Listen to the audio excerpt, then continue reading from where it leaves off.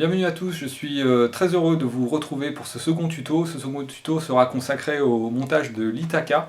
L'Ithaca, l'atomiseur phare de chez Golden Creek, un atomiseur exceptionnel avec un réservoir. Ici, on fera la revue vraiment, on s'attardera vraiment sur toutes les pièces de cet atomiseur de chez Golden Creek.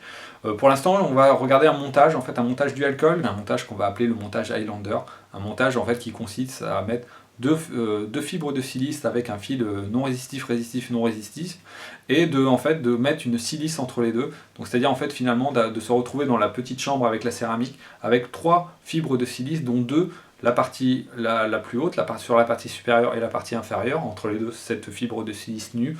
Et en fait, ça va venir ici apporter une capillarité assez incroyable sur ce montage, en fait, qui pour moi est un des meilleurs que j'ai eu à monter sur l'Ithaca. Vous pouvez également prendre de valeurs de fil de résistif beaucoup moins grandes, pourquoi pas en monocoil, mais ici moi je vais vous montrer avec le fil que je possède de 1,8 ohm qu'on va faire un montage qui va être entre 0,9 et 1 ohm.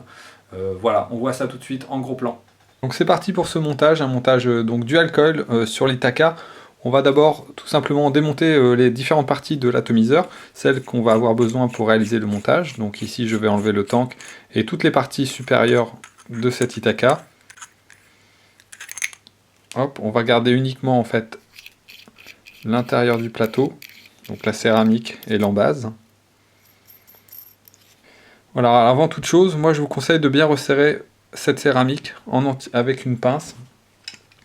Donc on va prendre par exemple ici et venir serrer vraiment l'ensemble pour que ça ne bouge plus.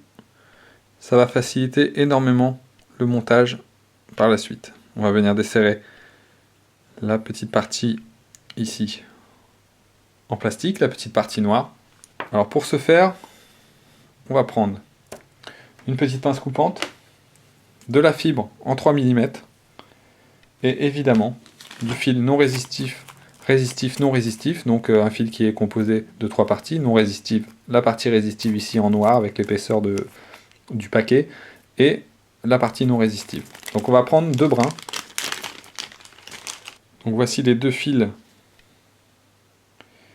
non résistifs, résistif, non résistif. Pour le repère vis-à-vis des mèches, on va prendre une petite marge de sécurité. On va venir faire une première fibre de silice qu'on va multiplier par 3. On va avoir besoin de 3 brins dans ce montage. Hop. Voilà pour celui-ci.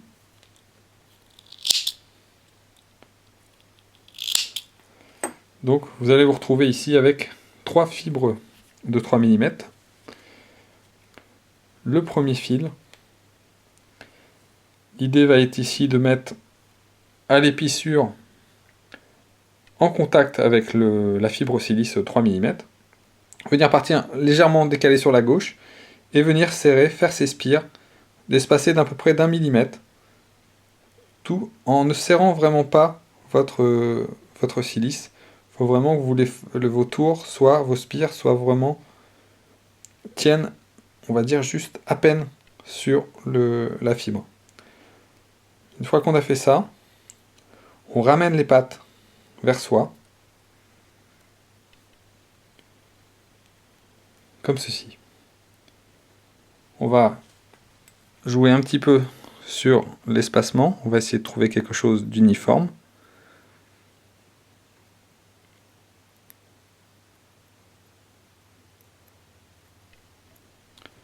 Voilà, pour le premier.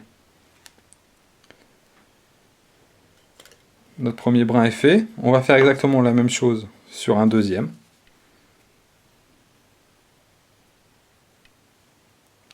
Dans le même principe, ne jamais trop serrer ses spires. Venir tout simplement l'enrouler délicatement.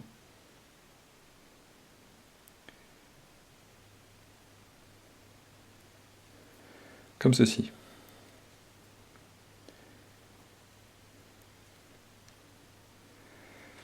Pareil, on va venir rebouger un petit peu tout ça.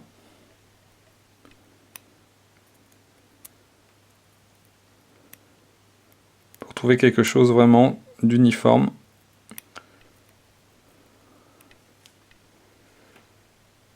comme ceci.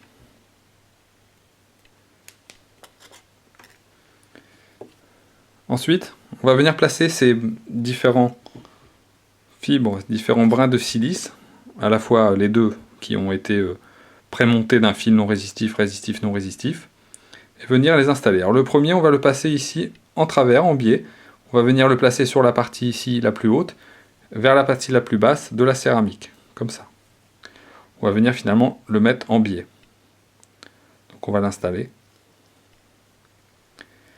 On va tirer sur la fibre pour bien la mettre le plus bas possible.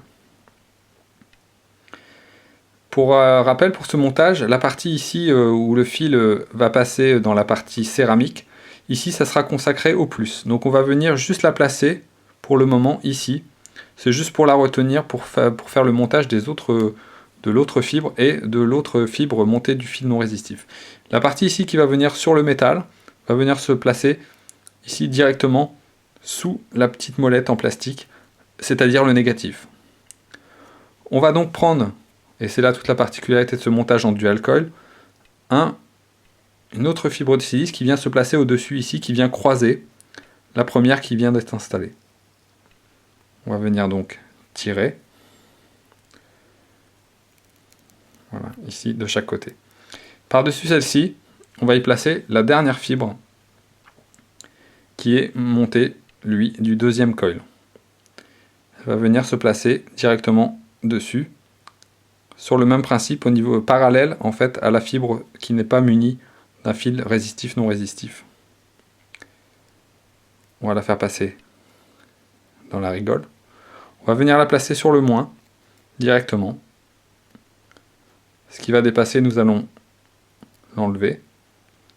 On va bien maintenir ces fils ici en dessous. Et on va serrer la partie noire. Moi, ce que je vais faire, c'est me munir de ma pince et venir serrer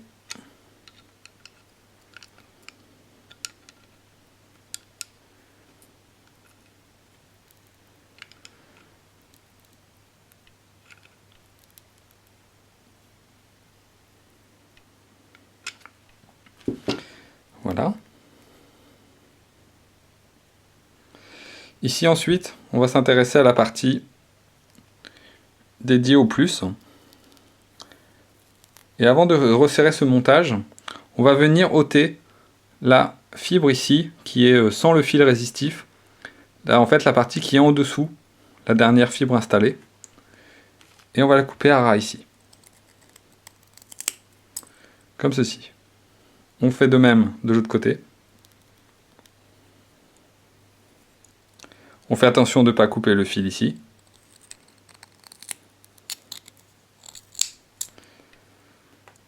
On va pousser légèrement l'intérieur pour vraiment venir que le coil soit à l'intérieur, que ne dépasse pas de la céramique.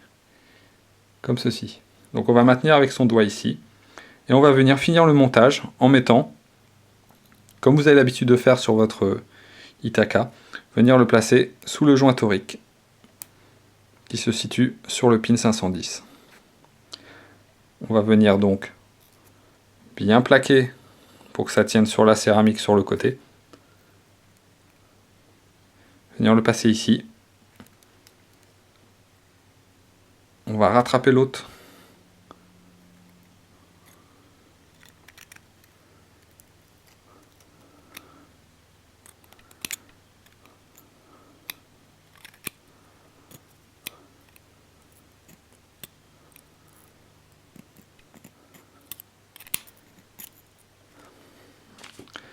Vous voyez, je viens de rattraper mon erreur, le fil était coincé sous les négatifs. Donc là, je vais pouvoir les reprendre et venir faire un tour, voire un tour et demi. Et venir enfin plaquer mon O-ring.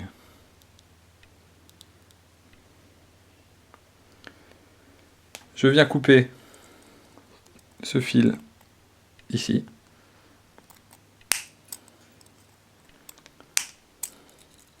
Je fais de même avec le négatif.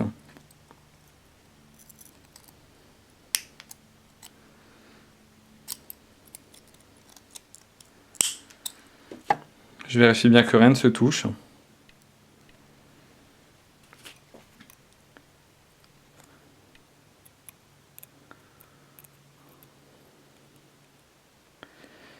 Et là, je viens plaquer les petits bouts qui dépassent. Voilà, le coil est monté. Vous devriez obtenir ça. On va venir plaquer ensuite la silice à l'intérieur des canaux, là où va passer le liquide. On va faire ça de chaque côté.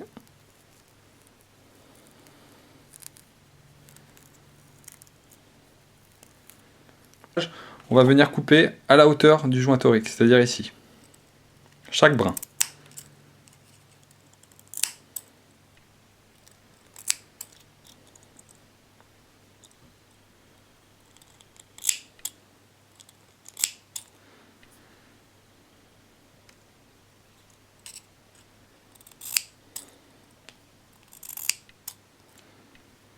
Il en va de même pour l'autre côté.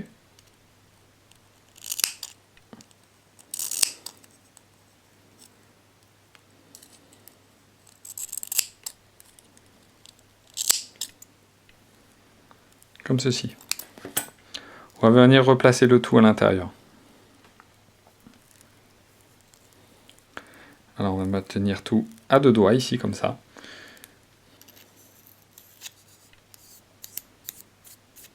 Ici.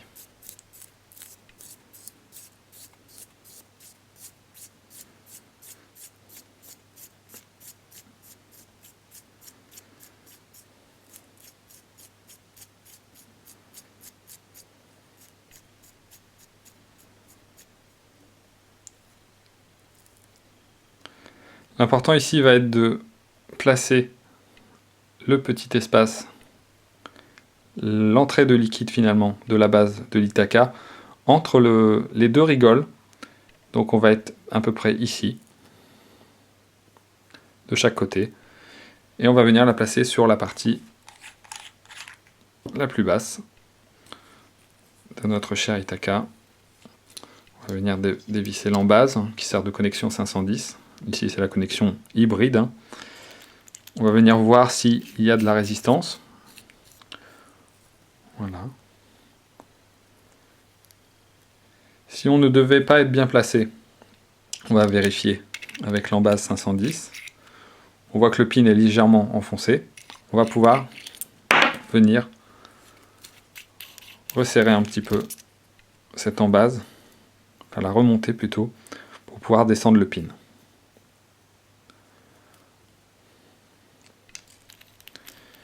On va pas hésiter à forcer. Voilà, on va céder des grippes de l'Ithaca. C'est ici. Voilà.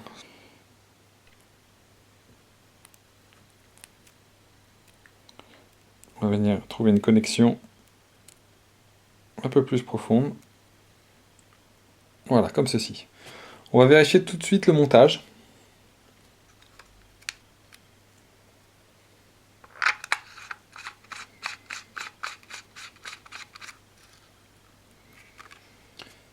Voilà, 0,97.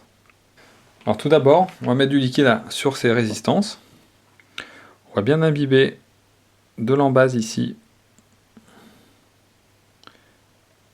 jusqu'à l'intérieur du coil. N'hésite pas à être généreux.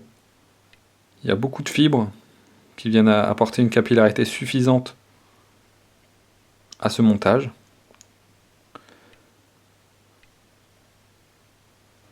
J'utilise un liquide ici en 30-70, donc 30 pg pour 70 de VG, donc un liquide quand même qui est assez épais, mais qui va passer très bien. Donc je vais venir ici dévisser entièrement mon tank.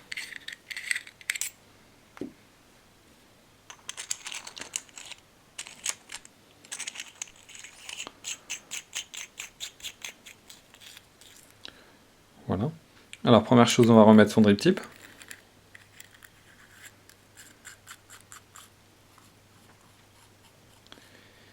On va bien le fermer pour l'instant. Fermer également l'airflow. Et venir le remplir.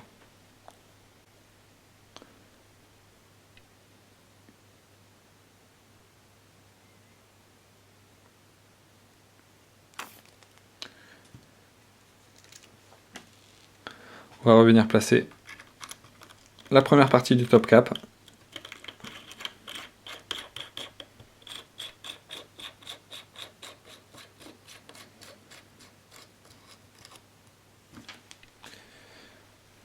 Et ensuite, la bague avec le joint.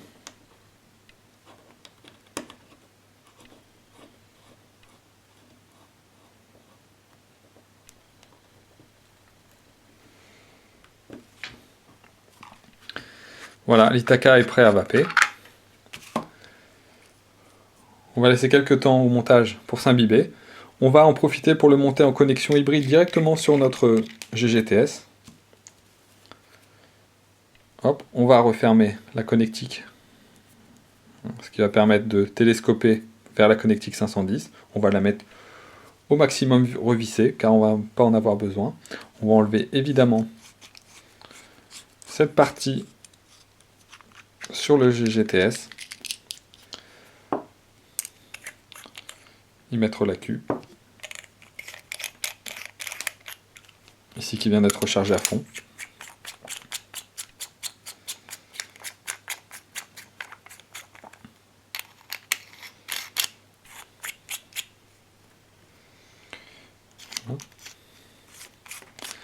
On va venir télescoper vers le haut.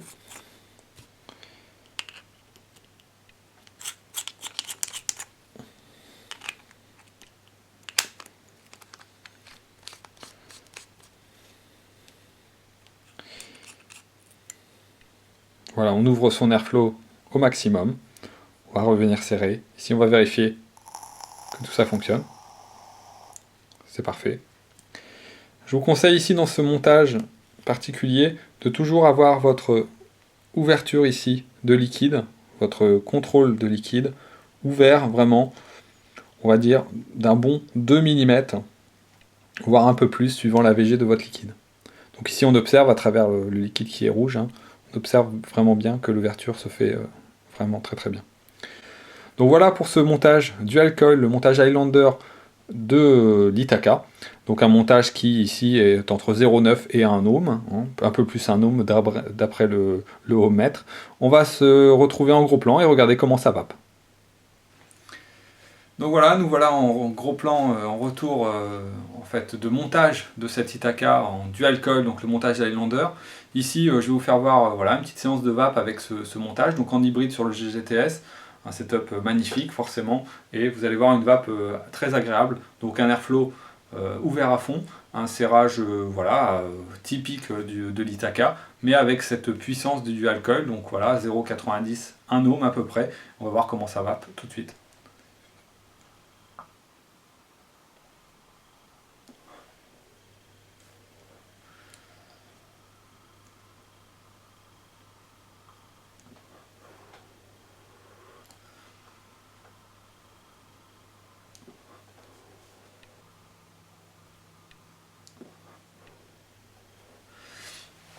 Donc voilà un petit peu voilà ce qu'on peut obtenir avec ce montage dual coil. Donc vous aurez remarqué vraiment un montage voilà, assez complexe finalement, mais très facile à mettre en place une fois qu'on a compris le positionnement des différents fils, la partie négative, la partie positive hein, vis-à-vis de la céramique, vis-à-vis en fait, du plateau et de l'embase en fait, hein, qui vient l'embase typique de l'Itaka. Ça se fait assez facilement. Vous voyez sur la vidéo, j'ai fait la petite erreur d'ailleurs de coincer la partie positive sous la partie négative.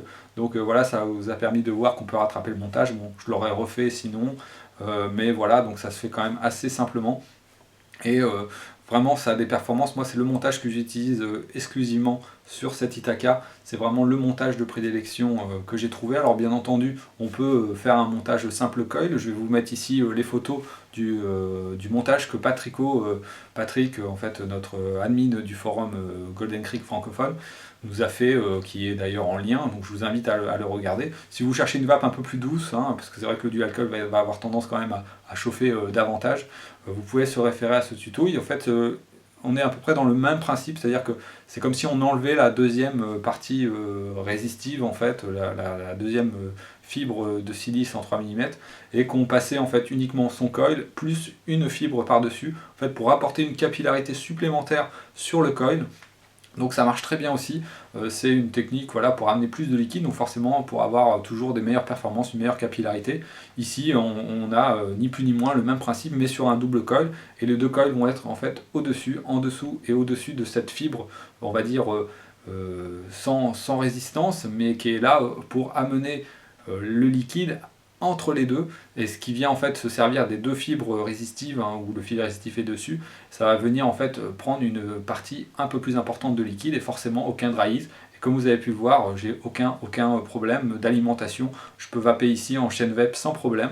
Bon, on est sur 4,2 volts, hein, mon accu est chargé à fond, on est sur un ohm de résistance, donc voilà, on est à peu près à une puissance de 16 watts et il n'y a pas de souci.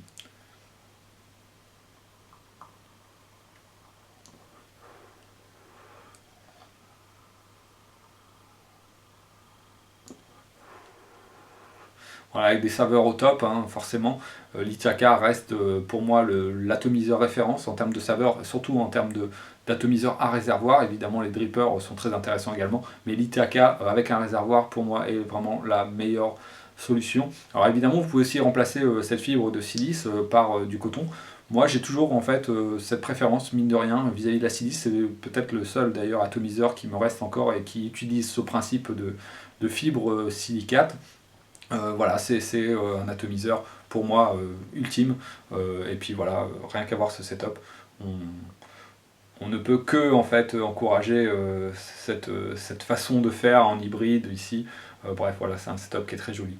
Donc voilà, bah écoutez, je vous remercie pour m'avoir suivi pour cette deuxième vidéo. J'espère que ce montage va vous apporter autant de satisfaction qu'à moi. Et puis moi, je vous dis à bientôt pour une prochaine revue, sans doute sur ce mode d'ailleurs, le GGTS. Et bah, voilà, je vous souhaite à tous une bonne vape.